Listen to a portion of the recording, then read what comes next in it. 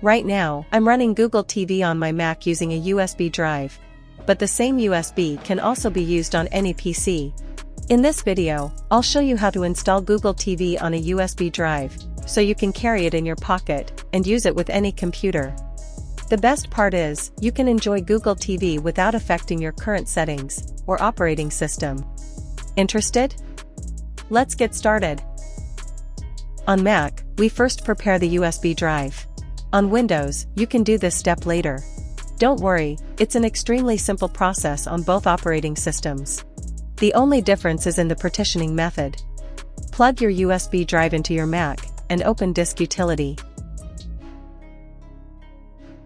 From the View menu, select Show All Devices. Select the top level of your USB drive and click on the Partition button. Now, create two partitions on your USB drive. The first partition should be at least 3 GB. The second partition should use the remaining space. Format the first partition as FAT32 and the second as exFAT. We'll use the first partition for the Google TV operating system, and the second for Google TV storage for our apps and games. Once configured, click Apply. Please note, this process will completely erase the USB drive, so make sure to back up any important data first.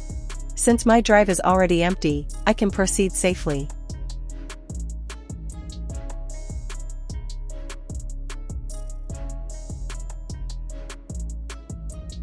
After partitioning, close Disk Utility. Next, download the Google TV zip file from the link provided in the description. Once downloaded, unzip it. Both Windows and macOS have built-in unzip tools, but you can also use faster software, like 7-zip or WinRAR. After extraction, navigate to the folder where the files were extracted. Inside the extracted folder, you'll find two items: the Google TV ISO file and Storages folder. On Mac, double-click to mount the Google TV ISO file. On Windows, restore this file to your USB drive using Rufus. Once mounted on Mac, copy all the files from the ISO into the first partition of your USB drive.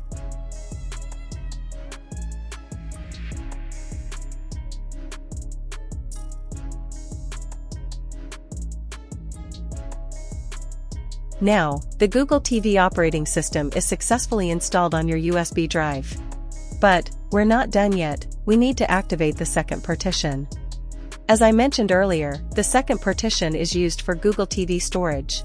However, it cannot work as app storage until we add two essential files. For that, open the first partition of your USB drive. Locate a file named system.sfs. Cut this file and paste it into the second partition. This file is the actual Google TV system image, so it's essential to move it from the first partition to the second partition. Let's copy the second file.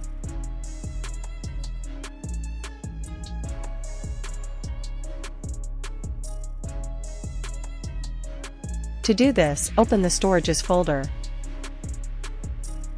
Inside, you'll see several pre-built storage files in different sizes: 4 GB, 8 GB, 16 GB, 32 GB, and even 64 GB. These act like the internal hard drive space Google TV will use for apps and data. So which one should you choose? Well, it depends on your USB drive capacity. For example, on a 16 GB USB, select the 8 GB file. On a 32 GB USB, select the 16 GB file. On a 64 GB USB, select the 32 GB file. Always leave some free space on the USB drive.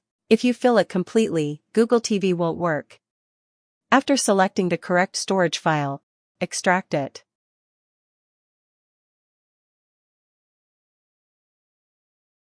Inside, you'll find a file named data.img. Copy this file and paste it into the second partition of your USB drive. I trace the cracks on the floor tonight. Neon shadows dance in the broken light. A heart beats loud, but it's And that's it. Now restart your Mac.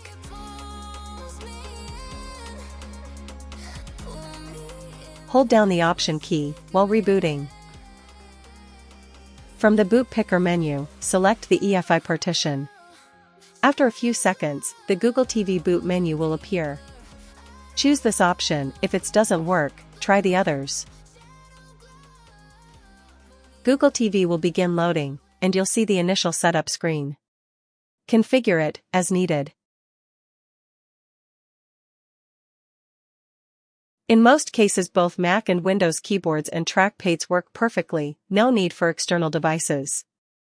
You can navigate using your keyboard's arrow keys.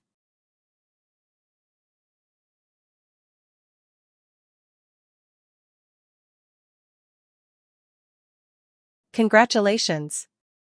We've successfully configured Google TV on a USB drive. Now, you can use this same USB on any computer to enjoy Google TV without affecting your existing settings or operating system.